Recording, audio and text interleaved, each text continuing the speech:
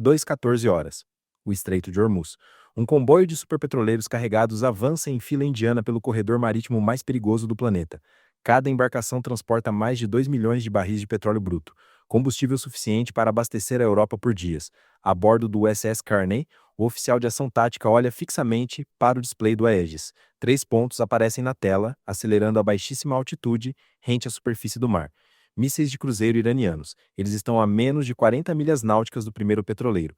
Se o sistema de defesa não confirmar o lock nos próximos 11 segundos, 250 milhões de dólares em energia global se transformam em uma catástrofe ambiental irreversível. Isso não é um exercício. É o colapso violento e calculado de uma provocação iraniana no valor de 3,2 bilhões de dólares. Por anos, o Corpo da Guarda Revolucionária Islâmica, a CGRI, investiu metodicamente em uma estratégia que eles chamavam de escudo invulnerável.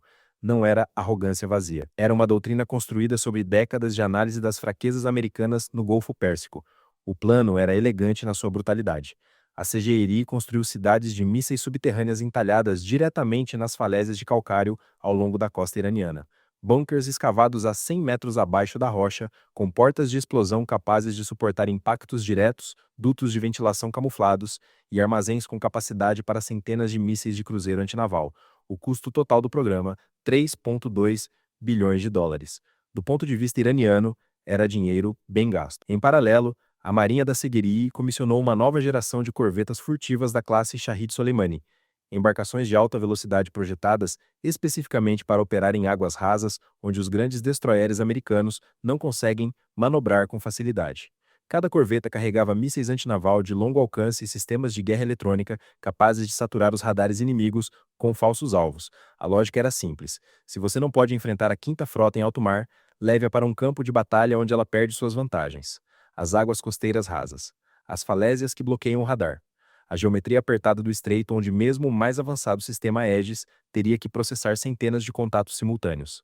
A CGRI acreditava que havia encontrado a fórmula para tornar o Estreito de Hormuz proibitivamente caro para os americanos defenderem. Quando os corvetes da CGRI saíram do porto e começaram a fazer sombra no comboio de petroleiros, seus capitães estavam convictos. Eles tinham os números, eles tinham o terreno, eles tinham o efeito de surpresa. O que eles não tinham era a mais remota ideia do que estava prestes a acontecer com eles. Na sua opinião, dado o tamanho do investimento iraniano e a vantagem geográfica do estreito, você acha que a CGRI tinha chances reais de sucesso contra a Quinta Frota? Comente sim ou não abaixo e continue lendo. Às 216, enquanto os corvetes iranianos ainda estavam ajustando suas posições de engajamento. Algo silencioso aconteceu 500 metros acima deles. O satélite de vigilância KH-11 Kenan, operando em órbita baixa, terminou seu passe sobre o Golfo Pérsico e transmitiu um pacote de dados. Dentro desse pacote, as assinaturas térmicas precisas de cada embarcação iraniana, cada veículo de lançamento costeiro, cada radar ativo ao longo da costa. Os dados chegaram ao oficial de ação tática no USS Abraham Lincoln em menos de 8 segundos. No CIC do Lincoln, o tal não ficou surpreso. Ele já esperava por esses contatos, enquanto os capitães iranianos gritavam ordens em rádios não criptografados. Uma falha de segurança operacional que os analistas de inteligência americana vinham explorando há semanas. O Centro de Operações de Combate americano já tinha uma solução de tiro completa para cada embarcação hostil. O USS Carney, posicionado como destroyer líder do grupo de escolta, recebeu a ordem de vigilância elevada às 209, 7 minutos antes de os iranianos considerarem que estavam prontos para agir. O grupo de ataque da Quinta Frota não estava reagindo a uma ameaça. Estava executando um plano que havia sido finalizado horas antes. Quando os 3 mísseis de cruzeiro iranianos deixaram seus trilhos de lançamento e aceleraram em direção ao comboio, o sistema Aegis do Kearney não precisou de tempo para processar a ameaça. A solução de engajamento já estava carregada. O oficial de ação tática confirmou o tiro com uma única palavra. Das células do VLS, uma salva de mísseis RIM-174, Standard Extended Range Active, irrompeu pela escotilha com um rugido que vibrou através do casco de aço. Os buscadores dos SM-6 subiram a Mach 4 em segundos, cada um deles carregando um seeker de radar ativo derivado de mísseis Arar, capaz de caçar alvos em manobras evasivas com autonomia aterrorizante. 40 segundos depois, os 3 mísseis iranianos foram interceptados a 20 metros do comboio de petroleiros. Mas os iranianos cometeram um erro fatal que vai além dos 3 mísseis interceptados. O que a CGNA não sabia era que, no momento em que seus corvetes ligaram seus radares de controle de fogo para tentar travar nas embarcações americanas, eles não estavam apenas revelando sua posição. Estavam transmitindo um mapa completo de cada frequência, cada assinatura eletrônica, cada padrão de varredura do sistema de defesa costeiro iraniano. Acima da batalha, um EA-18G Growler, o lobo eletrônico mais avançado do mundo, voava em círculos silenciosos a 12 mil metros de altitude.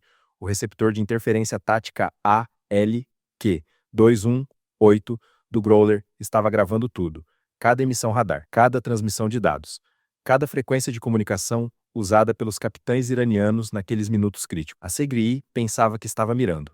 Na realidade, estava sendo catalogada. Às 219, o piloto do Growler ativou o sistema de interferência de próxima geração. O que aconteceu a seguir nos navios iranianos não foi apenas jamming, foi manipulação psicológica em escala industrial. As telas de radar dos corvetes iranianos não ficaram em branco, ficaram loucas. Os operadores viram 50 navios americanos onde havia apenas um. Viram mísseis se aproximando simultaneamente do norte, do sul e do leste. O sistema, que os americanos chamam de digital ghosting, não apenas cegou o inimigo, implantou nele uma realidade falsa projetada especificamente para paralisar a tomada de decisão. Em 30 segundos, os corvetes da Segri perderam completamente o link de dados com as baterias costeiras. Sem o backbone digital, as cidades de mísseis enterradas nas falésias de calcário. Todo aquele investimento de 3,2 bilhões eram inúteis. Não conseguiam se comunicar com os navios. Não conseguiam receber coordenadas. Eram bunkers enormes e caros cheios de mísseis que não podiam apontar para nada.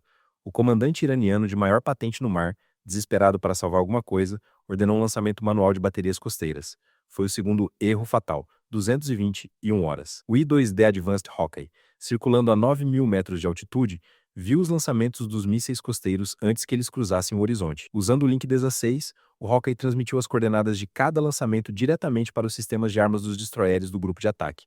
Os destroyers nem precisaram usar seus próprios radares para encontrar os alvos. Dispararam às cegas, guiados pelos olhos do Hawkeye, mais RIM-174 e romperam das células VLS. Desta vez, os alvos não eram mísseis voando baixo.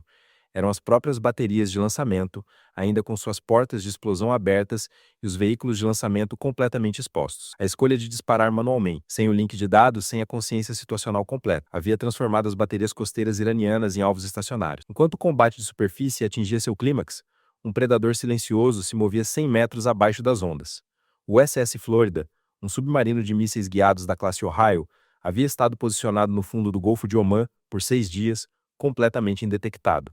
Sem emissões acústicas, sem comunicações, esperando. Às 222, por ordem do almirante, o Florida despertou. Das escotilhas de lançamento vertical, uma salva de BGM-109.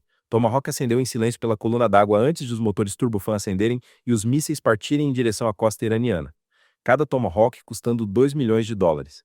Cada um programado com as coordenadas exatas das cidades de mísseis, extraídas não de fotografias de satélite, mas das próprias emissões eletrônicas que os iranianos tinham transmitido ao tentar coordenar seu ataque. Os Tomahawks seguiram o terreno da costa iraniana a 170 metros de altitude, contornando os vales da cadeia montanhosa dos Zagros a 900 km por hora.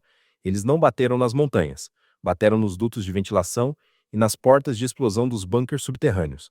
As explosões secundárias dos mísseis iranianos armazenados foram tão poderosas que acionaram alertas de tsunami nas boias meteorológicas locais. 223 horas. F-35C, disparados do USS Abraham Lincoln, cruzaram o espaço aéreo iraniano em altitude ultrabaixa. Nos compartimentos internos de armas, o AGM-158CL Hasm, míssil antinaval de longo alcance, aguardava. Este não é um míssil comum. Ele não depende de GPS que os iranianos estavam tentando perturbar com seus sistemas de guerra eletrônica. Em vez disso, usa um seeker infravermelho de imagem combinado com inteligência artificial embarcada para identificar visualmente o alvo e compará-lo a uma biblioteca tridimensional de embarcações hostis. Quando encontra a correspondência, escolhe autonomamente o ponto de impacto mais vulnerável. Os LHASM deslizaram em silêncio, rentes às ondas a menos de 3 metros de altitude, a 600 km por hora, abaixo do alcance dos radares costeiros. Eles não apenas atingiram os corvetes iranianos, escolheram o compartimento de munição de cada embarcação e penetraram com precisão cirúrgica antes de detonar. A corveta Shahid Soleimani, o orgulho do programa de modernização naval da CGI, transformou-se em chamas às 224. Duas embarcações de ataque rápido adicionais foram neutralizadas pelos mísseis R e M-162 SSMI antes de conseguirem sair da zona de engajamento. O sistema SSM é o especialista de curto alcance da Marinha Americana, capaz de executar manobras de 50G para abater qualquer ameaça que chegue a menos de 50 quilômetros do grupo de ataque, às 226.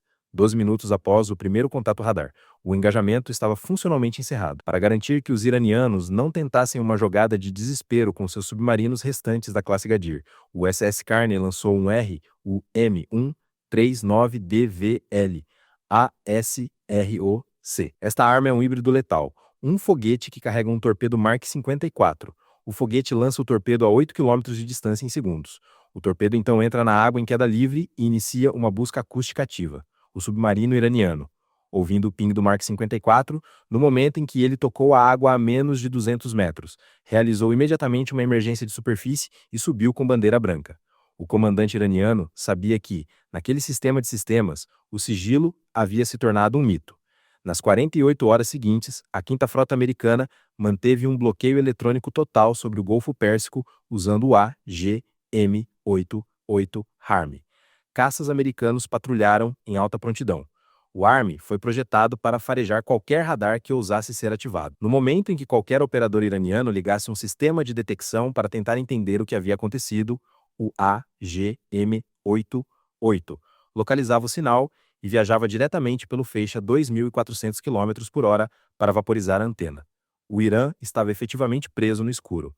Não conseguia se comunicar com seus navios restantes. Não conseguia monitorar os petroleiros passando pelo estreito. Não conseguia nem coordenar sua própria defesa interna. Os 3,2 bilhões que haviam investido para comprar segurança haviam comprado apenas uma demonstração ao vivo de sua própria obsolescência. A matemática econômica do engajamento foi uma catástrofe para a Seguiri. Em 12 minutos, eles perderam quase 20% de sua tonelagem naval moderna, 3 importantes sítios de baterias costeiras e, mais devastadoramente, a ilusão de que sua estratégia de negação de acesso era viável. A Marinha Americana, por sua vez, havia gasto menos de 0,1% de sua profundidade de magazine disponível. Mas o que torna esta ação verdadeiramente devastadora não é a destruição cinética, é o que os americanos levaram consigo no final. Cada emissão radar que o Growler gravou, cada frequência de comunicação que os capitães iranianos usaram em rádios não criptografados, cada assinatura acústica do submarino Gadir que emergiu, cada coordenada das baterias costeiras que foi revelada pelo ato desesperado de disparar manualmente.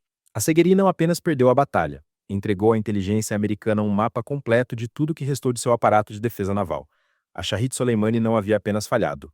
Havia entregado aos americanos o exato blueprint de como derrotá-la novamente. E como derrotar qualquer embarcação construída com a mesma doutrina. No CIS do USS Abraham Lincoln, o oficial tática verificou seu relógio. Alvos neutralizados. Comboio desobstruído. Retomada a velocidade de patrulha padrão. Ele não comemorou. Não houve aplausos. Tomou um gole de café morno e começou a papelada para o relatório de missão. Às 400, o sol começou a aparecer sobre o horizonte, transformando o mar Arábico em uma folha de ouro martelado. O comboio de petroleiros, liderado pelo SS Abraham Lincoln, continuou seu trânsito pelo estreito. Os enormes cargueiros de petróleo bruto pareciam ilhas se movendo lentamente, seus conveses quietos, suas tripulações em segurança. Atrás deles, a fumaça dos sítios costeiros iranianos era a única evidência de que a teia de destruição havia sido ativada. O Estreito de Hormuz estava aberto. Não por diplomacia, não por concessão, por uma demonstração de dominância absoluta que levou exatamente 12 minutos. Na sua opinião, depois deste golpe devastador, o Irã vai recuar e absorver a derrota em silêncio. Ou está planejando silenciosamente uma resposta mais sofisticada. Compartilhe sua análise nos comentários. Inscreva-se e ative as notificações porque o próximo arquivo classificado será desbloqueado no nosso próximo vídeo.